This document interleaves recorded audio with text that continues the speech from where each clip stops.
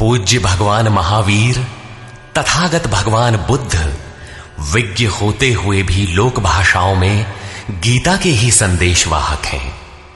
आत्मा सत्य है और पूर्ण संयम से आत्मस्थिति का विधान है, ये गीता का ही विचार है। बुद्ध ने उसी तत्व को सर्वज्ञ तथा अविनाशी पद कहकर गीता के ही विचार को पुष्ट किया है। इतना ही नहीं, अपितु विश्व वाडम्मय में धर्म के नाम पर जो कुछ भी सार सर्वस्व है, जैसे एक ईश्वर, प्रार्थना, पश्चाताप, तप इत्यादि गीता के ही उपदेश हैं। वही उपदेश स्वामी श्री अड़गड़ानंद जी के मुखाब से निःसृत यथार्थ गीता कैसेट रूप में मानव मात्र की मुक्ति का दिव्य संदेश बनकर उपस्थित है।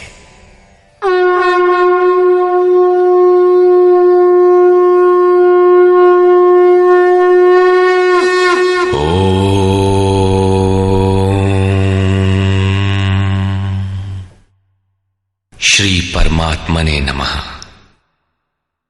यथार्थ गीता, श्रीमद्भगवत गीता, अथ पंचमो अध्यायः।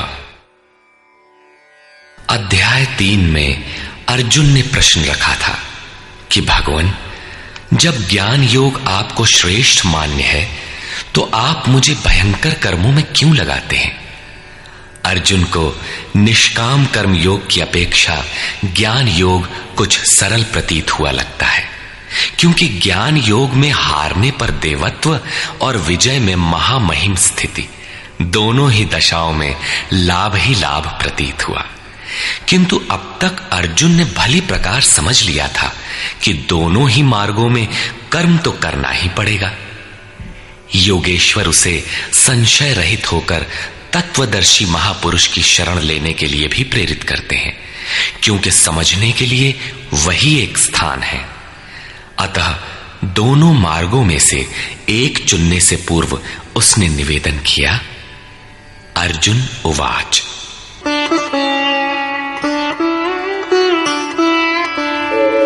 संन्यासं कर्मणां कृष्ण पुनर्योगं च शंससि यच्छ्रेय एतयोरेकं तन्मे ब्रूहि सुनिश्चितम्। हे श्री कृष्ण, आप कभी संन्यास माध्यम से किए जाने वाले कर्म की और कभी निष्काम दृष्टि से किए जाने वाले कर्म की प्रशंसा करते हैं। इन दोनों में से एक जो भली प्रकार आपका निश्चय किया हुआ हो, जो परम कल्याणकारी हो, उसे मेरे लिए कहिए।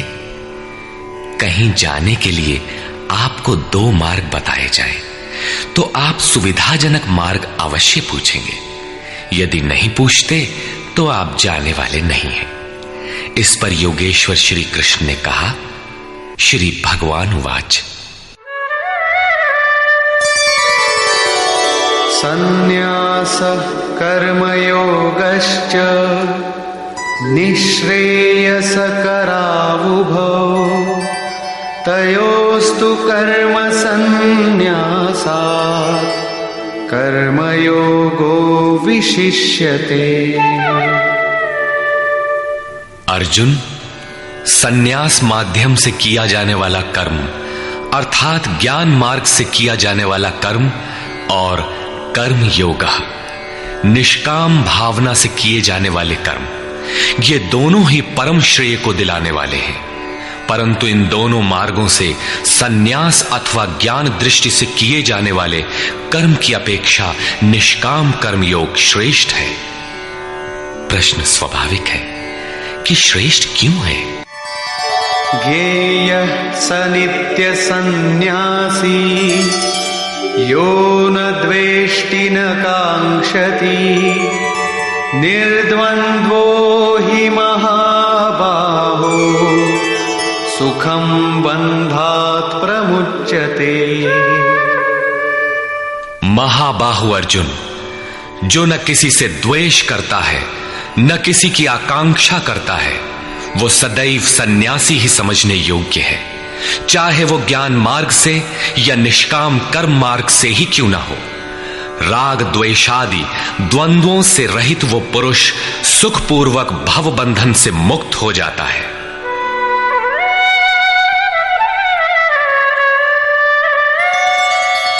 सांख्ययोगौ पृथग् बालाः प्रवदन्ति न पंडिताः एकमप्यास्थितः सम्यग् उभयोर्विन्दते फलम्। निष्काम कर्मयोग तथा ज्ञान योग, इन दोनों को वही अलग अलग बताते हैं जिनकी समझ इस पथ में अभी बहुत हल्की है, न कि पूर्ण ज्ञाता पंडित लोग। क्योंकि दोनों में से एक में भी अच्छी प्रकार स्थित हुआ पुरुष दोनों के फल रूप परमात्मा को प्राप्त होता है। दोनों का फल एक है, इसलिए दोनों एक ही समान हैं।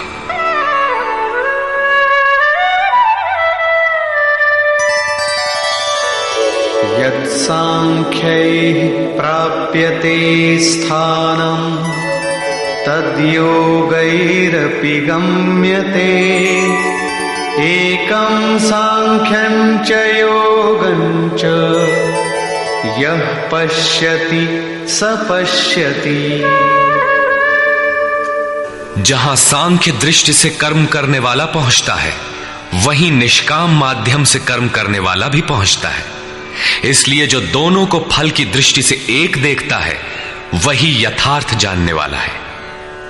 जब दोनों एक ही स्थान पर पहुंचते हैं, तो निष्काम कर्मयोग विशेष क्यों? श्री कृष्ण बताते हैं,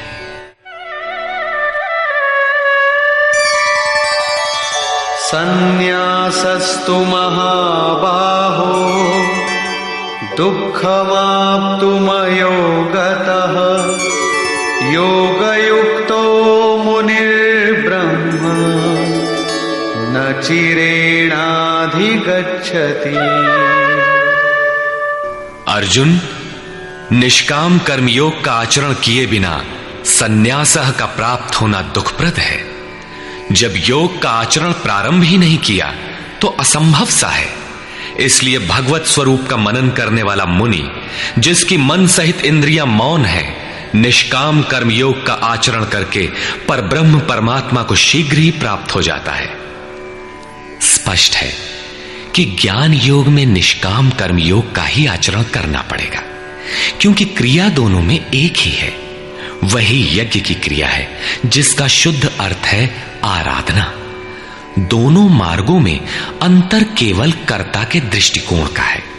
एक अपनी शक्ति को समझकर हानि लाभ देखते हुए इसी कर्म में प्रवृत्त होता है, और दूसरा निष्काम कर्मयोगी इष्ट पर निर्भर होकर इसी क्रिया में प्रवृत्त होता है। उदाहरणार्थ, एक प्राइवेट पढ़ता है, दूसरा नॉमिनेट। दोनों का पाठ्यक्रम एक ही है, परीक्षा एक है, परीक्षक निरीक्षक दोनों में एक ही है।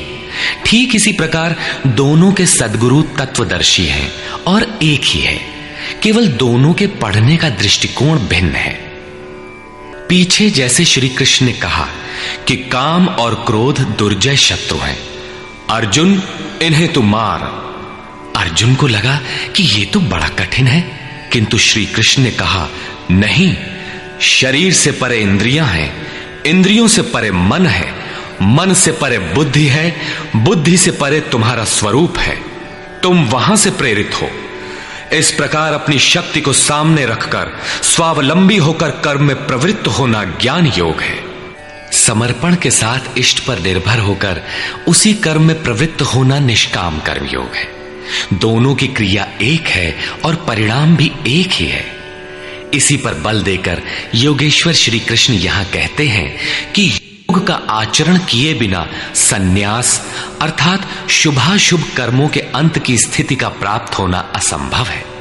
श्री कृष्ण के अनुसार ऐसा कोई योग नहीं है कि हाथ पर हाथ रखकर बैठे बैठे कहो कि मैं परमात्मा हूं, शुद्ध हूं, बुद्ध हूं, मेरे लिए न तो कर्म है न बंधन, मैं भला बुरा कुछ करता दिखाई पड़ता भी हूं तो इंद्रियां अपने अर्थों में बरत रही हैं।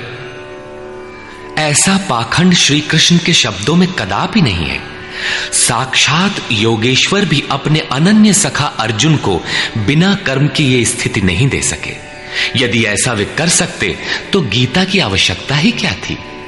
कर्म तो करना ही पड़ेगा।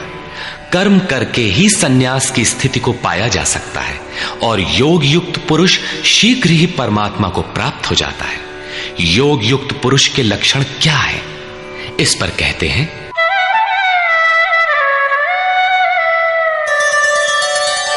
योगयुक्तो विशुद्धात्मा विजितात्मा जितेन्द्रियः सर्वभूतात्मा भूतात्मा कुर्वन्नपि न लिप्यते। विशेष रूप से जीता हुआ है शरीर जिसका, जीती हुई है इंद्रियां जिसकी, और विशेष रूप से शुद्ध है अंतःकरण जिसका, ऐसा पुरुष संपूर्ण भूत प्राणियों की आत्मा के मूल उद्गम परमात्मा से एक ही भाव हुआ योग से युक्त है। वो कर्म करता हुआ भी उससे लिप्त नहीं होता। तो करता क्यों है? पीछे वालों में परम कल्याणकारी बीज का संग्रह करने के लिए लिप्त क्यों नहीं होता? क्योंकि संपूर्ण प्राणियों का जो मूल उद्गम है, जिसका नाम परम तत्व परमात्मा है, उस तत्व में वो स्थित हो गया। आगे कोई वस्तु नहीं जिसकी शोध करे। पीछे वाली वस्तुएं छोटी पड़ गई तो भला आसक्ति किसमें करे? इसलिए वो कर्मों से आवृत नहीं होता। ये योग युक्त की पराकाष्ठा का चित्रण है। पुनः योग युक्त पुरुष की रहनी स्पष्ट करते हैं कि वो करते हुए भी उससे लिप्त क्यों नहीं होता।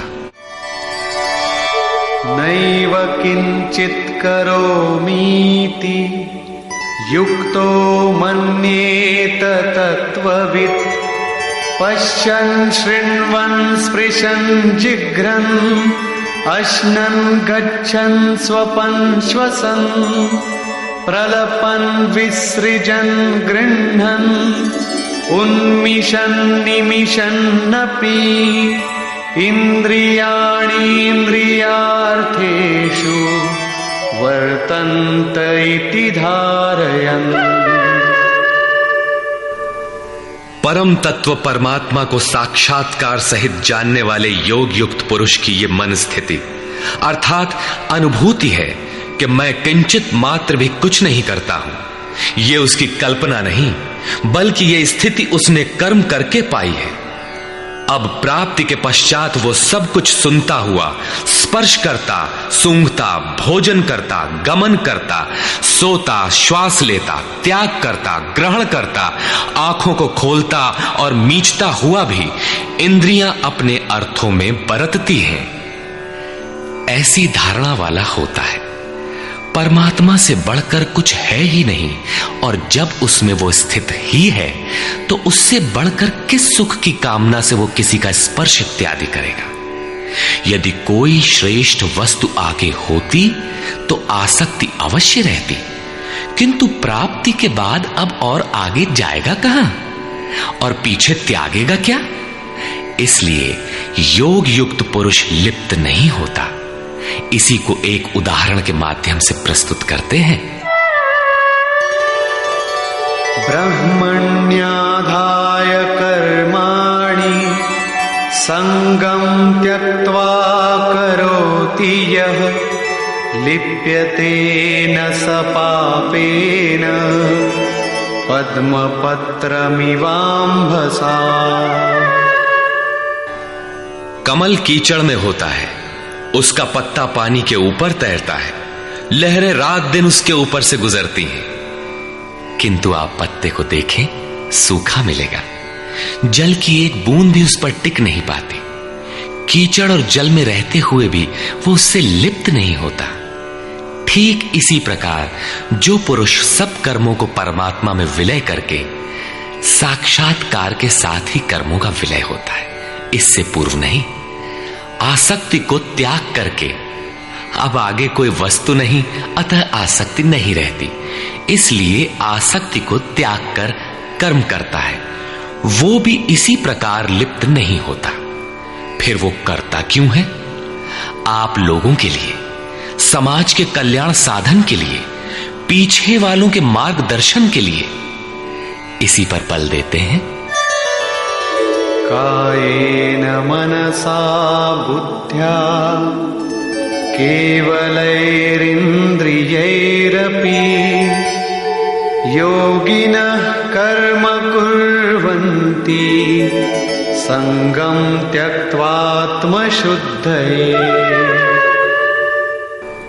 योगी जन केवल इंद्रिय, मन, बुद्धि और शरीर द्वारा भी आसक्ति त्याग कर आत्मशुद्धि के लिए कर्म करते हैं।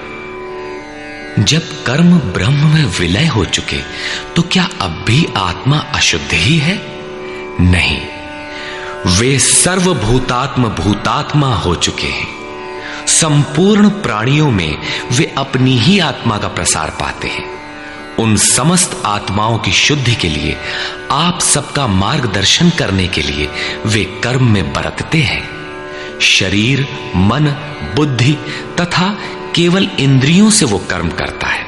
स्वरूप से वो कुछ भी नहीं करता, स्थिर है। बाहर से वो सक्रिय दिखाई देता है, किंतु भीतर उसमें असीम शांति है। रस्सी जल चुकी, मात्र ऐंठन आकार शेष है, जिससे बंध नहीं सकता। युक्तः कर्म फलं त्यक्त्वा शान्तिमाप्नोति नैष्ठिकीम् अयुक्तः कामकारेण फले सक्तो निबध्यते। योग युक्त अर्थात योग के परिणाम को प्राप्त पुरुष जो सब प्राणियों के आत्मा के मूल परमात्मा में स्थित है, ऐसा योगी कर्म के फल को त्याग कर, कर्मों का फल परमात्मा उससे भिन्न नहीं है, इसलिए अब कर्म फल को त्याग कर नैष्ठिकीम शांतिम आपनोति, शांति की अंतिम अवस्था को प्राप्त होता है, जिसके आगे कोई शांति शेष नहीं है, जिसके पश्चात वो कभी अशांत नहीं होता। किंतु अयुक्त पुरुष जो योग के परिणाम से युक्त नहीं है, अभी रास्ते में है, ऐसा पुरुष फल में आसक्त हुआ। फल है परमात्मा, उसमें उसका आसक्त होना आवश्यक है, इसलिए फल में आसक्त होने पर भी काम कारेण निबध्यते, कामना करके बंध जाता है, अर्थात पूर्ति पर्यंत कामनाएं जागृत होती है। अतः साधक को पूर्ति पर्यंत सावधान रहना चाहिए। महाराज जी कहा करें, हो तनिको हम अलग, भगवान अलग है, तो माया कामयाब हो सकती है। कल ही प्राप्ति होनी हो, किंतु आज तो वो अज्ञानी ही है। अतः पूर्ति पर्यंत साधक को असावधान नहीं होना चाहिए। इसी पर आगे देखें। सर्वकर्माणि मनसा सन्न्यस्यास्ते सुखं वशी नवद्वारे पुरे देहि नैव कुर्वन्न कारयन्। जो संपूर्ण रूप से स्ववश है, जो शरीर, मन, बुद्धि और प्रकृति से परे स्वयं में स्थित है, ऐसा वशी पुरुष निसंदेह न कुछ करता है न कराता है। पीछे वालों से कराना भी उसकी आंतरिक शांति का स्पर्श नहीं कर पाता। ऐसा स्वरूपस्थ पुरुष शब्दादि विषयों को उपलब्ध कराने वाले 9 द्वारों, 2 कान, 2 नेत्र, 2 नासिका छिद्र, 1 मुख, उपस्थ एवं पायु वाले शरीर रूपी घर में सब कर्मों को मन से त्याग कर स्वरूपानंद में ही स्थित रहता है। यथार्थतः वो न कुछ करता है और न कराता है। इसी को पुनः श्री कृष्ण दूसरे शब्दों में कहते हैं कि वो प्रभु न करता है न कराता है। सद्गुरु, भगवान, प्रभु, स्वरूपस्थ, महापुरुष, युक्त इत्यादि एक दूसरे के पर्याय हैं। अलग से कोई भगवान कुछ करने नहीं आता। वो जब करता है तो इन्हीं स्वरूपस्थ इष्ट के माध्यम से कराता है। महापुरुष के लिए शरीर मकान मात्र है। अतः परमात्मा का करना और महापुरुष का करना एक ही बात है, क्योंकि वो उनके द्वारा है। वस्तुतः वो पुरुष करते हुए भी कुछ नहीं करता। इसी पर अगला श्लोक देखें। न कर्तृत्वं न कर्माणि लोकस्य सृजति प्रभुः न कर्मफल संयोगम् स्वभावस्तु प्रवर्तते। वो प्रभु न तो भूत प्राणियों के कर्तापन को, न कर्मों को और न कर्म फलों का संयोग ही बैठाता है, बल्कि स्वभाव में स्थित प्रकृति के दबाव के अनुसार ही सभी बरतते हैं। जैसी जिसकी प्रकृति सात्विक, राजसी अथवा तामसी है, उसी स्तर से वो बरतता है। प्रकृति तो लंबी चौड़ी है, लेकिन आपके ऊपर उतना ही प्रभाव डाल पाती है जितना आपका स्वभाव विकृत अथवा विकसित है।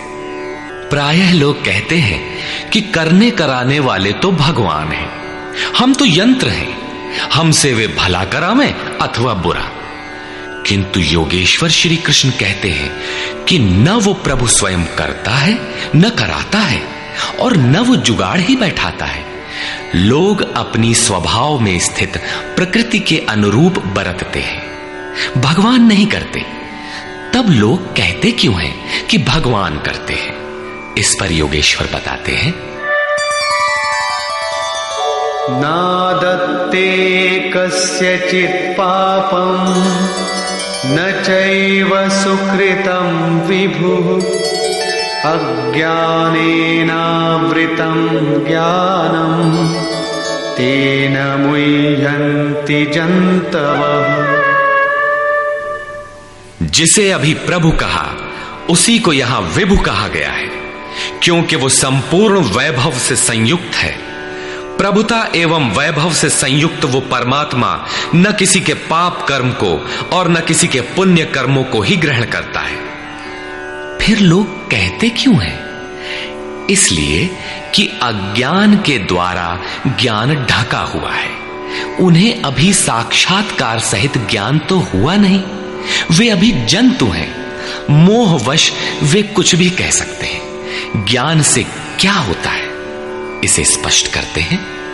ज्ञानेन तु तदज्ञानम् येषां नाशितमात्मनः तेषामादित्यवज्ज्ञानम् प्रकाशयति तत्परम्। जिनके अंतःकरण का वो अज्ञान जिसने ज्ञान को ढक रखा था, आत्म साक्षात्कार द्वारा नष्ट हो गया है, और इस प्रकार जिसने ज्ञान प्राप्त कर लिया है, उनका वो ज्ञान सूर्य के सदृश उस परम तत्व परमात्मा को प्रकाशित करता है। तो क्या परमात्मा किसी अंधकार का नाम है? नहीं, वो तो स्वयं प्रकाश रूप दिन राति स्वयं प्रकाश रूप है तो, किंतु हमारे उपभोग के लिए तो नहीं है, दिखाई तो नहीं देता। जब ज्ञान द्वारा अज्ञान का आवरण हट जाता है तो उनका वो ज्ञान सूर्य के सदृश परमात्मा को अपने में प्रवाहित कर लेता है। फिर उस पुरुष के लिए कहीं अंधकार नहीं रह जाता। उस ज्ञान का स्वरूप क्या है? तद्बुद्धयस्तदात्मानः तन्निष्ठास्तत्परायणाः गच्छन्त्य पुनरावृत्तिं ज्ञाननिर्धूतकल्मषाः। जब उस परम तत्व परमात्मा के अनुरूप बुद्धि हो, तत्व के अनुरूप प्रवाहित मन हो, परम तत्व परमात्मा में एक ही भाव से उसकी रहनी हो और उसी के परायण हो, इसी का नाम ज्ञान है। ज्ञान कोई बकवास या बहस नहीं है। इस ज्ञान द्वारा पाप रहित हुआ पुरुष पुनरागमन रहित परम गति को प्राप्त होता है। परम गति को प्राप्त पूर्ण जानकारी से युक्त पुरुष ही पंडित कहलाते हैं। आगे देखें। विद्या विनय संपन्ने ब्राह्मणे गविहस्तिनी शुनि चैव श्वपाके च पंडिता समदर्शिनः। ज्ञान के द्वारा जिनका पाप शमन हो चुका है, जो अपनावर्ती परम गति को प्राप्त है, ऐसे ज्ञानी जन विनय युक्त ब्राह्मण तथा चांडाल में, गाय और कुत्ते में तथा हाथी में समान दृष्टि वाले होते हैं। उनकी दृष्टि में विद्या विनय युक्त ब्राह्मण न तो कोई विशेषता रखता है और न चांडाल कोई हीनता रखता है। न गाय धर्म है और न कुत्ता अधर्म, और न हाथी विशालता ही रखता है। ऐसे पंडित ज्ञाता जन समदर्शी और समवर्ती होते हैं। उनकी दृष्टि चमड़ी पर नहीं रहती, बल्कि आत्मा पर पड़ती है। अंतर केवल इतना है, विद्या विनय संपन्न स्वरूप के समीप है और शेष कुछ पीछे है। कोई एक मंजिल आगे है तो कोई पिछले पड़ाव पर। शरीर तो वस्त्र है।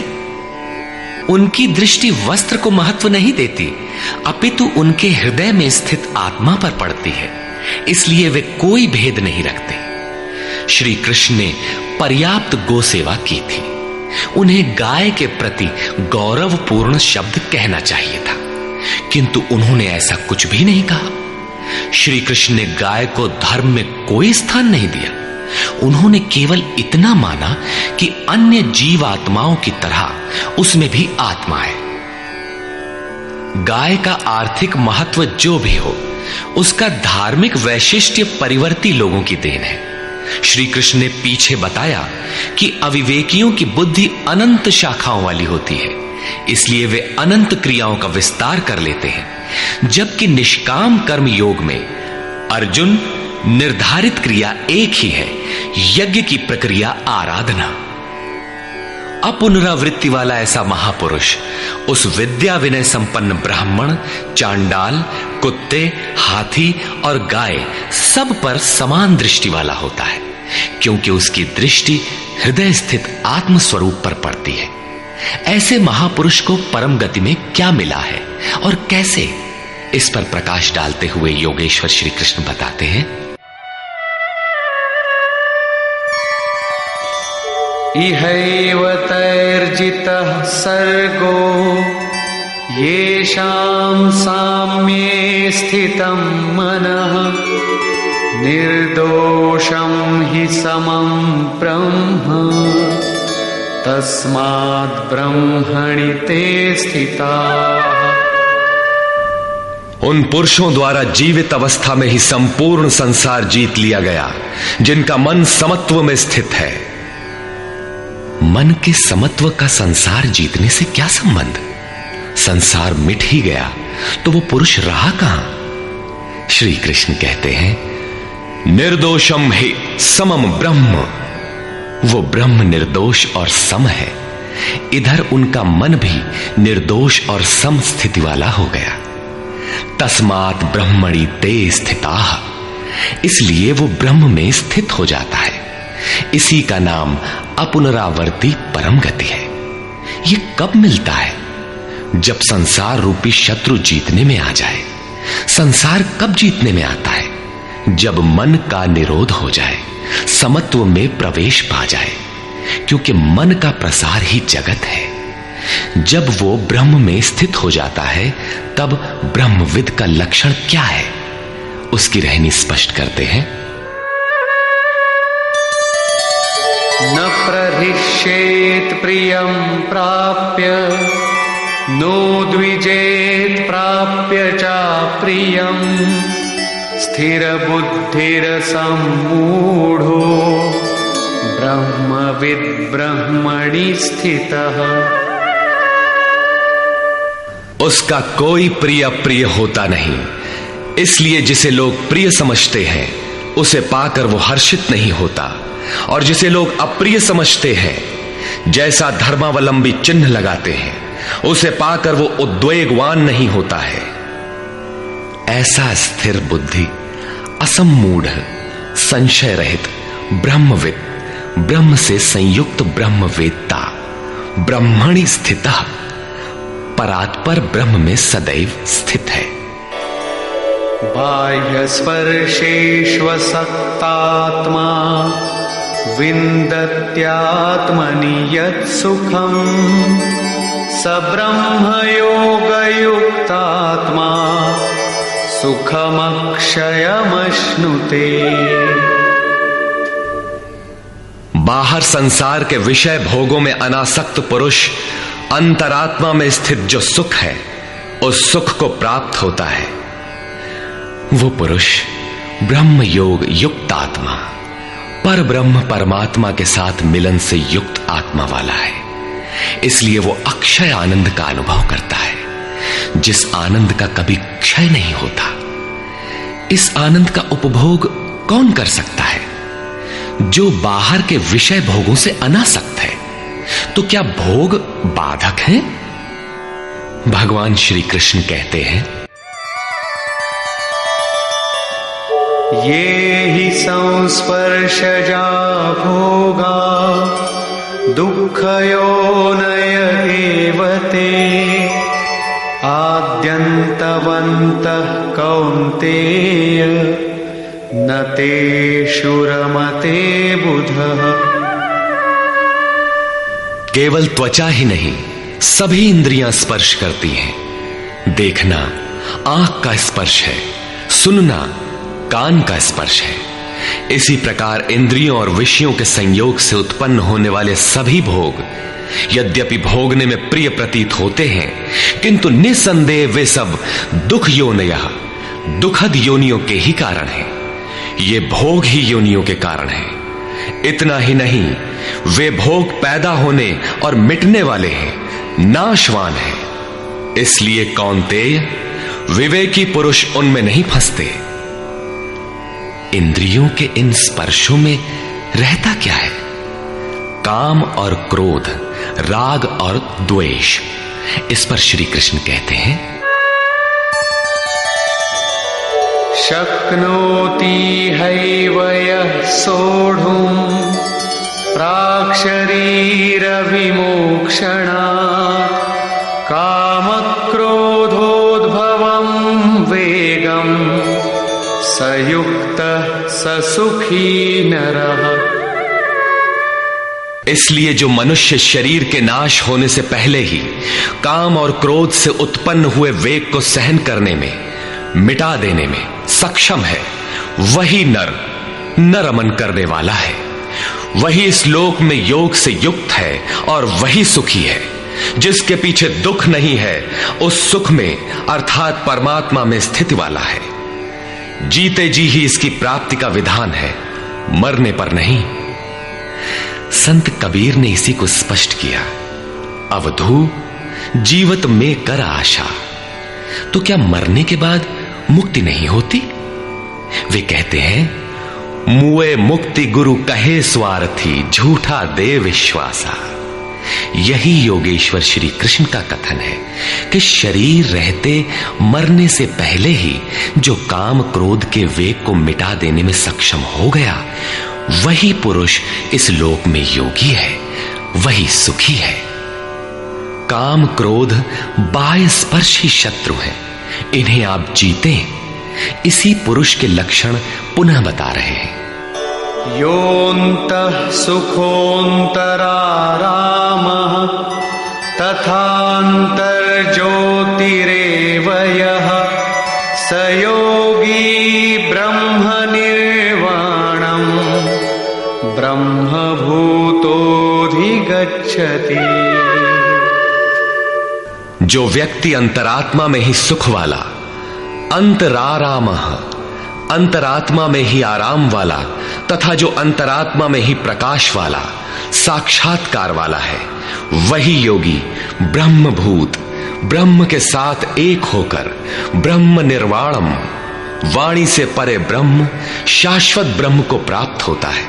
अर्थात पहले विकारों, काम क्रोध का अंत, फिर दर्शन, फिर प्रवेश। आगे देखें, लभन्ते ब्रह्मनिर्वाणम् ऋषयः क्षीणकल्मषाः छिन्नद्वैधायतात्मानः सर्वभूतहिते रताः। परमात्मा का साक्षात्कार करके जिनका पाप नष्ट हो गया है, जिनकी दुविधाएं नष्ट हो गई हैं, संपूर्ण प्राणियों के हित में जो लोग लगे हुए हैं, प्राप्ति वाले ही ऐसा कर सकते हैं। जो स्वयं गड्ढे में पड़ा है वो दूसरों को क्या बाहर निकालेगा। इसलिए करुणा महापुरुष का स्वाभाविक गुण हो जाता है। तथा यतात्मानः, जितेंद्रिय ब्रह्मवेत्ता पुरुष शांत पर ब्रह्म को प्राप्त होते हैं, उसी महापुरुष की स्थिति पर पुनः प्रकाश डालते हैं। काम क्रोध वियुक्तानां यतीनां यतचेतसाम् अभितो ब्रह्म निर्वाणं वर्तते विदितात्मनाम्। काम और क्रोध से रहित जीते हुए चित्त वाले परमात्मा का साक्षात्कार किए हुए ज्ञानी पुरुषों के लिए सब ओर से शांत पर ब्रह्म ही प्राप्त है। बार बार योगेश्वर श्री कृष्ण उस पुरुष की रहनी पर बल दे रहे हैं जिससे प्रेरणा मिले। प्रश्न लगभग पूर्ण हुआ। अब वे पुनः बल देते हैं कि इस स्थिति को प्राप्त करने का आवश्यक अंग श्वास प्रश्वास का चिंतन है। यज्ञ की प्रक्रिया में प्राण का अपान में हवन, अपान का प्राण में हवन, प्राण अपान दोनों की गति का निरोध उन्होंने बताया था, उसी को समझा रहे हैं।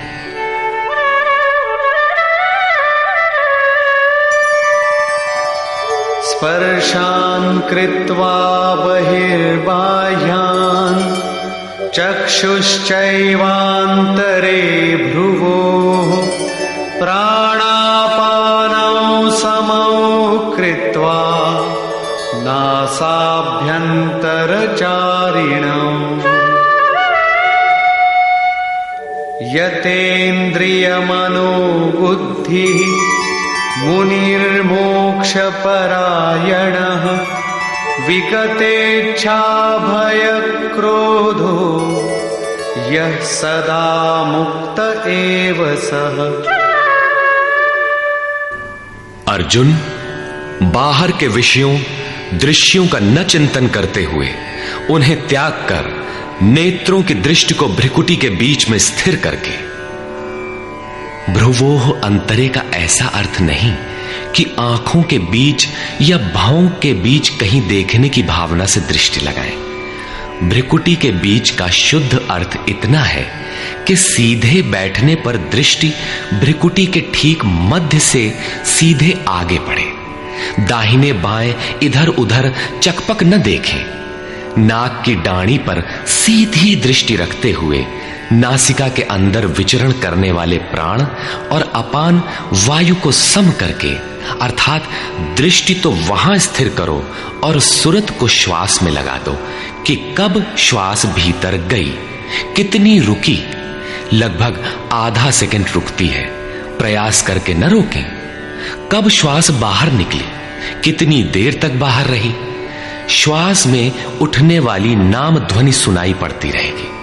इस प्रकार श्वास प्रश्वास पर जब सुरत टिक जाएगी तो धीरे धीरे श्वास अचल स्थिर ठहर जाएगी, सम हो जाएगी।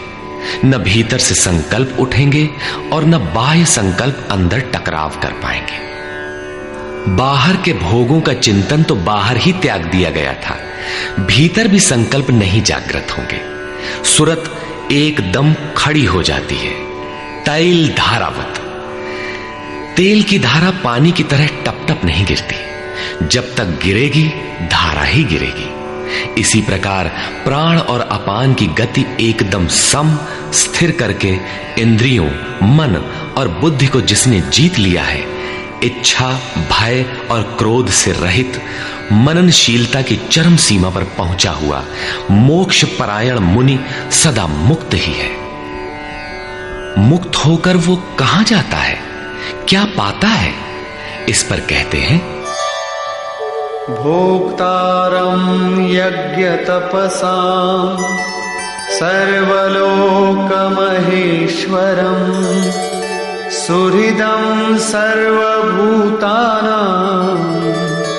ज्ञात्वा मां शान्तिमृच्छति।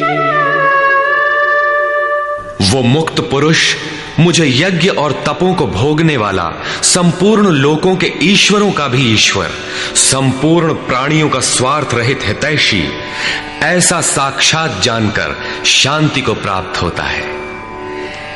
योगेश्वर श्री कृष्ण कहते हैं कि उस पुरुष के श्वास प्रश्वास के यज्ञ और तप का भोक्ता मैं हूं। यज्ञ और तप अंत में जिसमें विलय होते हैं वो मैं हूं, वो मुझे प्राप्त होता है। यज्ञ के अंत में जिसका नाम शांति है वो मेरा ही स्वरूप है। वो मुक्त पुरुष मुझे जानता है और जानते ही मुझे प्राप्त हो जाता है। इसी का नाम शांति है। जैसे मैं ईश्वरों का भी ईश्वर हूं, वैसे ही वो भी है। निष्कर्ष, इस अध्याय के आरंभ में अर्जुन ने प्रश्न किया कि कभी तो आप निष्काम कर्मयोग की प्रशंसा करते हैं और कभी आप संन्यास मार्ग से कर्म करने की प्रशंसा करते हैं। अतः दोनों में एक को जो आपका सुनिश्चित किया हो, परम कल्याणकारी हो, उसे कहिए। श्री कृष्ण ने बताया, अर्जुन, परम कल्याण तो दोनों में है। दोनों में वही निर्धारित यज्ञ की क्रिया ही की जाती है। फिर भी निष्काम कर्मयोग विशेष है। बिना इसे किए सन्यास अर्थात शुभाशुभ कर्मों का अंत नहीं होता। सन्यास मार्ग नहीं, मंजिल का नाम है। योग युक्त ही सन्यासी है। योग युक्त के लक्षण बताए कि वही प्रभु है। वह न करता है न कुछ कराता है, बल्कि स्वभाव में प्रकृति के दबाव के अनुरूप लोग व्यस्त हैं। जो साक्षात मुझे जान लेता है वही ज्ञाता है, वही पंडित है। यज्ञ के परिणाम में लोग मुझे जानते हैं।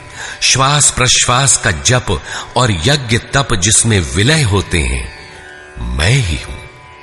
यज्ञ के परिणाम स्वरूप मेरे को जानकर वे जिस शांति को प्राप्त होते हैं, वह भी मैं ही हूं। अर्थात श्री कृष्ण जैसा महापुरुष जैसा स्वरूप उस प्राप्ति वाले को भी मिलता है। वह भी ईश्वरों का ईश्वर, आत्मा का भी आत्म स्वरूपमय हो जाता है। उस परमात्मा के साथ एक ही भाव पा लेता है। अर्थात एक होने में जन्म चाहे जितने लगे। इस अध्याय में स्पष्ट किया कि यज्ञ तपों का भोक्ता महापुरुषों के भी अंदर रहने वाली शक्ति महेश्वर है।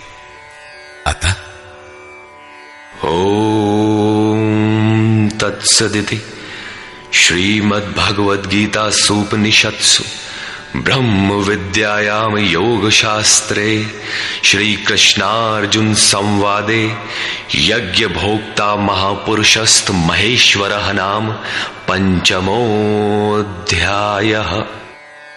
इस प्रकार स्वामी अड़गड़ानंद कृत श्रीमद् भगवद गीता के भाष्य यथार्थ गीता का 5वां अध्याय पूर्ण होता है।